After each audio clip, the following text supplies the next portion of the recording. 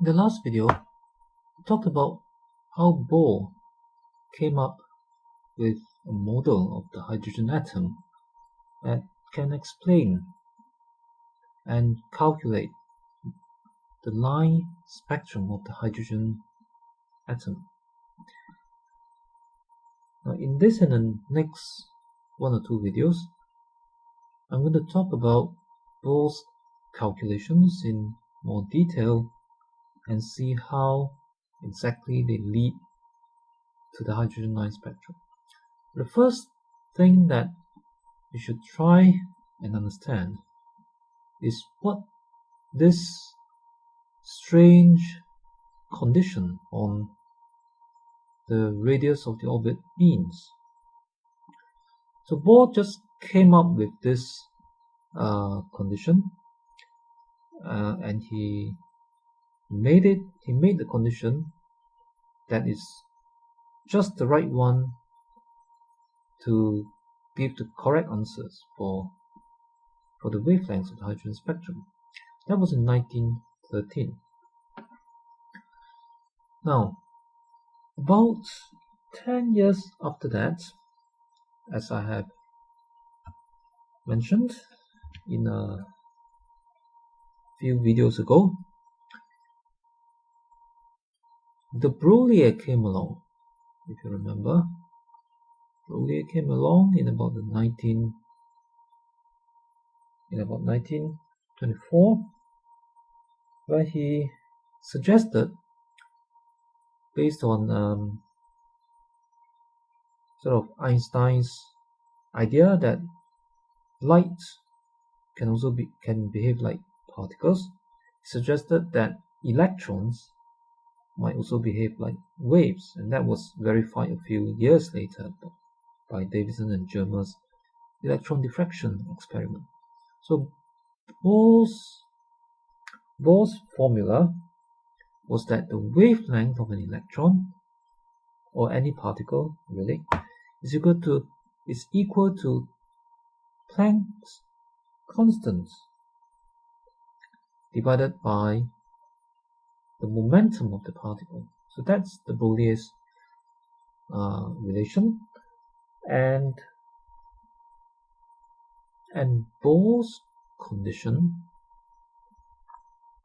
on the atom, which he made up in 1913, was that momentum times momentum of the electron times momentum is mv times the radius of the orbit is equal to a whole number times Planck's constant over 2 pi. Okay, so that's that.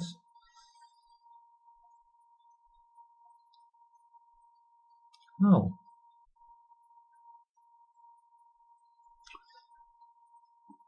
with the Broglie's relation, it is actually possible now to see what Bohr's condition means. You see,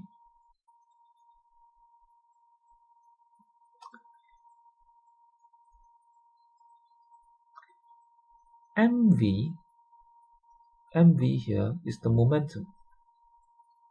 Now I can rewrite the Broglie's relation, just cross multiply lambda and p, as p equals to h over lambda. Okay, so p is h over lambda, momentum is h over lambda, and I can substitute that into the mv here. So mvr is the same as pr, and that's equal to m h over 2 pi.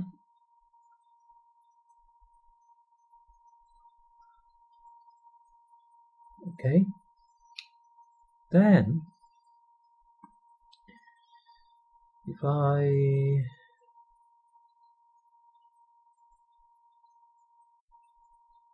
write I've not used the Broglie's relation yet. I'm just replacing the MV by P. Sort of getting ready. Okay, right. Now let me now rearrange this.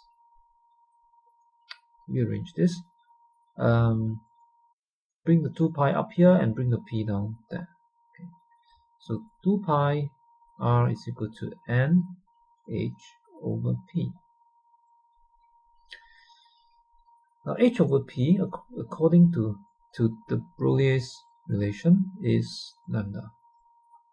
So we have 2 pi R equals to N lambda.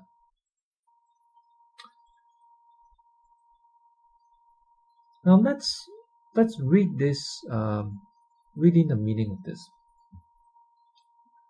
That's the circumference. That's the circumference of the orbit, right? Okay, so this is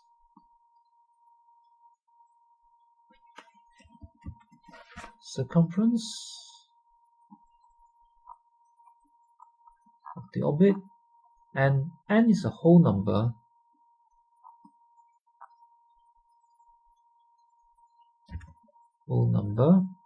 of the wavelengths. And that, as it turns out, is the physical meaning of Bohr's condition. So Bohr did not know this at that time, because the idea that a particle can behave like wave did not come about until more than 10 years after Bohr proposed his atomic model. Bohr simply made up this condition that gives the correct answer for the line spectrum. But it turns out, after de Broglie's proposal, that we now understand the meaning of Bohr's condition. Okay, and let's draw a picture to see what this condition means. Now, let's say that's the nucleus of the hydrogen atom, and this is the orbit of the electron. Okay, if the circumference is a whole number of wavelengths, then, and if we imagine that the electron behaves like a wave, so there's a wave going around the atom. Now, if the circumference is exactly a whole number of a wavelength, this wave has to close back on itself, so that we get, like in this drawing, 1, 2, 3, 4, 5 waves, a whole number of waves. Now let's see what happens if it does not close back on itself. So that's the center, and that's my orbit. Now let me try and draw a picture where the wave does not close back on itself. So I have 1 wave, 2 waves, 3 waves, 4 waves, maybe 4.5 waves. Now if I have 4.5 waves, the wave does not close back on itself. So as the wave carries on, it will look different from what it started off at that position. And you have a situation where the wave might actually interfere destructively. So if it keeps going right around like that, and it keeps, interfering destructively, the whole wave might just cancel itself out after going a few rounds. And if there's no wave, there's no electron. Okay, so clearly this is not good. This is not going to work. So the only thing that would work, therefore, given the understanding that particles behave like waves, is that the wave has to close back on itself. Then it can just interfere constructively with itself, and everything is fine. And therefore, we now understand that we need this condition. Since electrons are wave, we need a condition in which the circumference has to be a whole number of wavelengths. And that, if you work backwards, naturally leads to Bohr's condition.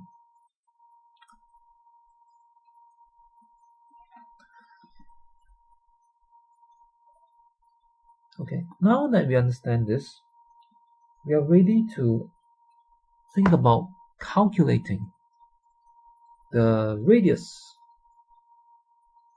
Alright, because if you know that this is a whole number of wavelengths, that's kind of a restriction on the orbit.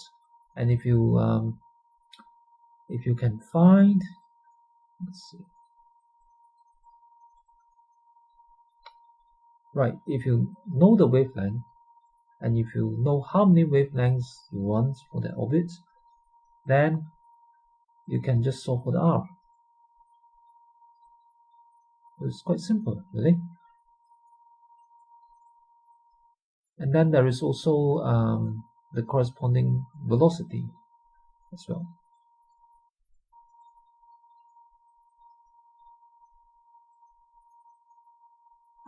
Okay. So let me try and work this out. Now, but of course we don't know the wavelength yet. So let's see how we might do this.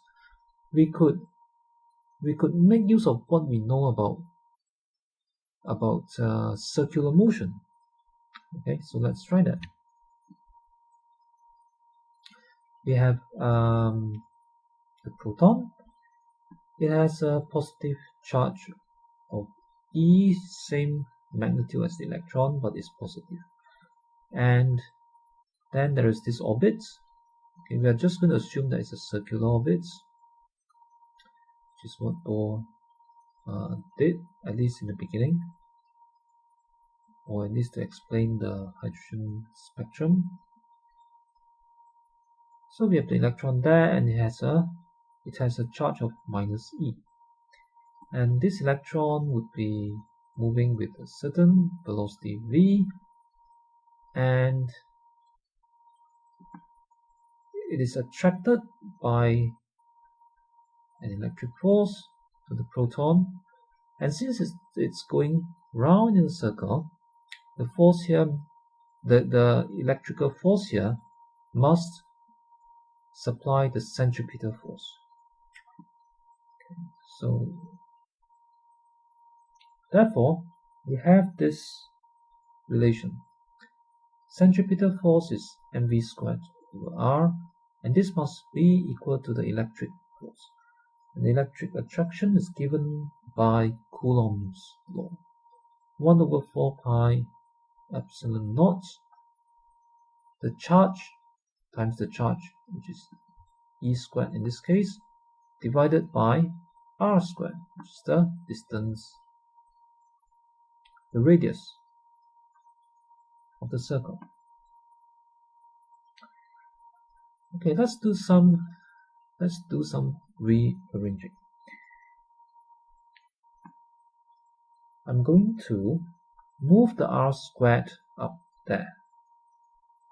Okay, so if R squared comes up here, then R squared over R is just R. So I will have mv squared R.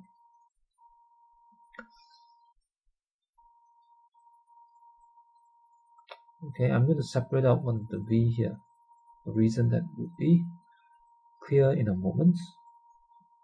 That's E squared 4 pi epsilon naught R, no more R.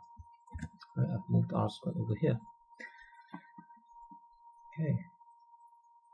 Now I like to separate out the mvr because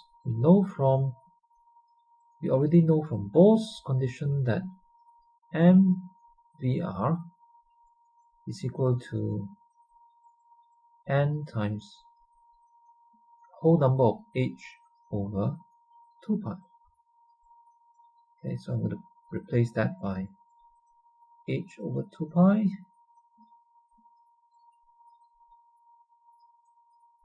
That's equal to E squared over 4 pi epsilon naught. Right, and this gives an expression for V.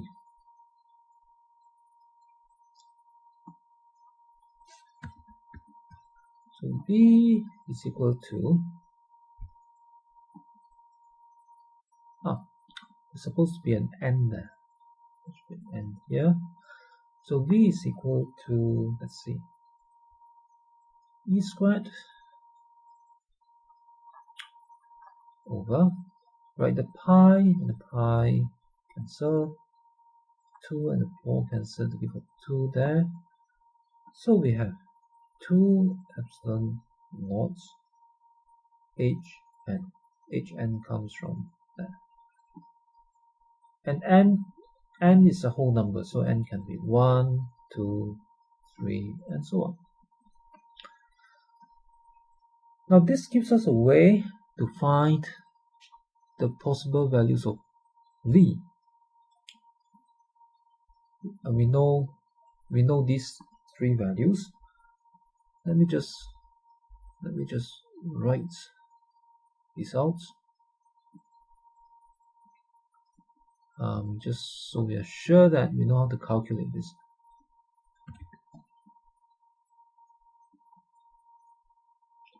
Right, so H is 6.63 times 10 to the power minus 34 joules second. Epsilon naught is 8.85 times 10 to the minus 12 in some SI units that I don't have to worry about, and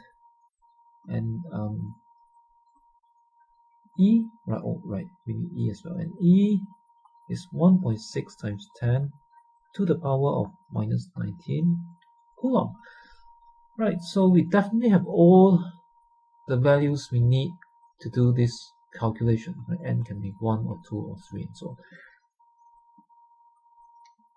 Okay, so let's do it. So I've used my calculator and I've calculated a few values that I'm going to show you here, just to get a better idea about how these numbers would, what these numbers can tell us.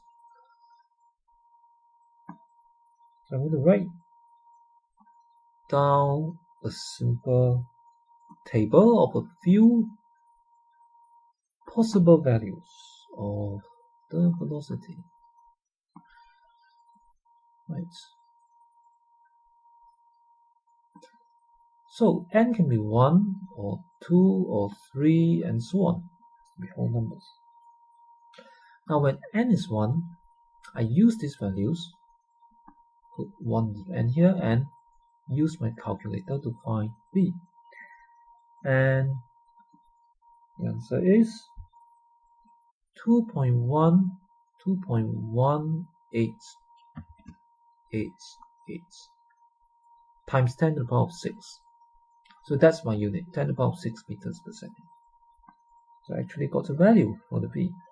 And when n is 2, I use this formula again, and I got 1.094.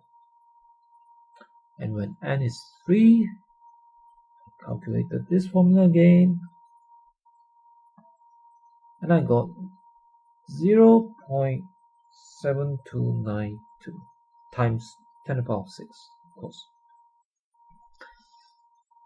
If you look at this, these values, these answers here, give me the possible values of v. So v can be this value, v can be this value, v can be this value. So the electron going around the hydrogen atom can only take these specific values of v. Not just specific values, but also they happen in steps. Right? It can be this value, and then it can be another value some step away, but not any value in between, and then another value a step away again. So that's the velocity. So the velocity can only go at certain velocities.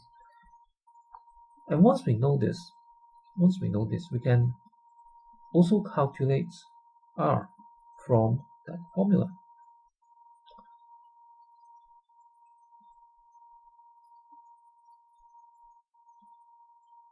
Okay, because if I rearrange, I take this formula, the Bohr's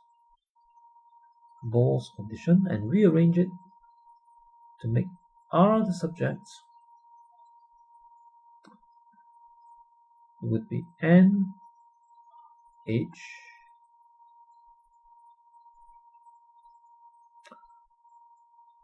over 2 pi m v. The m here is actually me. I've left out the e. Okay, and since we know v, we know the mass of the electron, which is 9.8 9.1 times 10 to the minus 31 kilogram. So we know m, we know n can be 1 or 2 or 3. V would be these values, the corresponding values. So we can use this table, in other words, to calculate R. That's what I've done. I have calculated values for R here.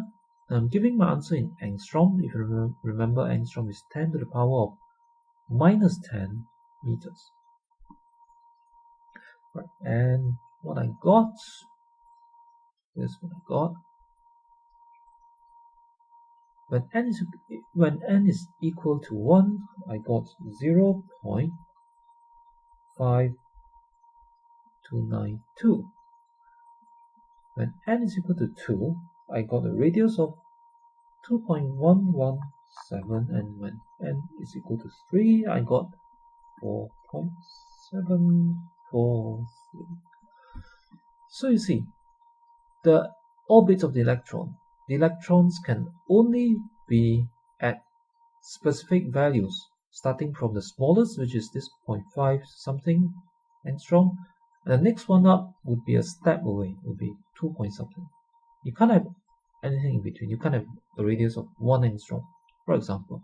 It's not like you can just slow down the electron a bit, and get a radius in between, simply because you can't just slow it down a bit. It has to slow all the way to this value, and then that would be the next radius, which is 1 big step away, and so on. Now, just while we are here, let me just mention that this value here, the radius of the smallest orbit, has a name. It is called the Bohr radius. Right? The Bohr radius is just a name given to this particular number, because it turns out to be useful in calculations in atomic physics, and it also gives us an idea of the typical size of atoms, which is usually maybe between 0.5 to 1 angstrom or so in radius.